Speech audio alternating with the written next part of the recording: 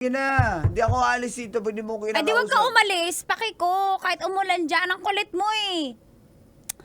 Teka nga.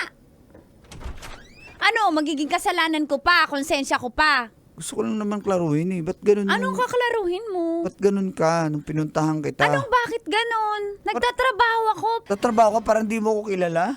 Nagtatrabaho nga, alam mo naman, Fredson, yung trabaho ko, diba? Kailangan single, kailangan walang nagbumabakod, bumabakod ka eh. Siyempre girlfriend kita eh. Eh kita mo naman yung mga manyakis doon oh. Kung makapayapos sa'yo. Trabaho lang yun, ba't ba may mali siya ka? Trabaho lang, walang personalan. Trabaho? Di ba launching ng motor yun? Bakit trabaho mo parang GRO?